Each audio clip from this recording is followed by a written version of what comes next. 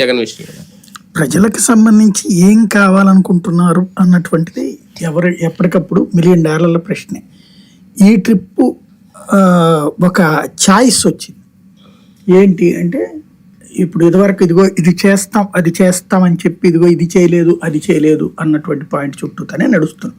ఇప్పుడు క్రిందసారి ప్రత్యేక హోదాను, సంపూర్ణ రుణమాఫీ అన్నో, డ్వాక్రా రుణమాఫీ అన్నో, నేతన్నల రుణమాఫీ అన్నో, ఇట్లాంటివన్నీ చెప్పుకొచ్చి వాటిట్లో చేసినవి ఏంటని నేను చెప్పుకునేది. వాళ్ళు అందులో అది చేశారా చేయలేదా అన్న దాని మీదనే తీర్పిచ్చారు. ఇప్పుడు వీళ్ళు అంతే నవరత్నాలని చెప్పారు. మనం ఎగ్జామ్ పేపర్లో ఏ ప్రశ్నలు ఏ ఆన్సర్స్ అనేది లెక్కేస్తాం, కానీ అవుట్ ఆఫ్ పోర్షన్ గురించిన మార్కులు ఉండవు కదా. ఇప్పుడు ప్రస్తుతం వీళ్ళు నవరత్నాలు ఇస్తామని చెప్పారు, అది అమలు చేశారా లేదా, నెక్స్ట్ ఏం చేస్తామంటున్నారు. ఇక్కడ ఎగ్జామ్స్లో నెక్స్ట్ పేపర్ కూడా ప్రిపేర్డ్గా ఉంది, నెక్స్ట్ పోర్షన్ కూడా.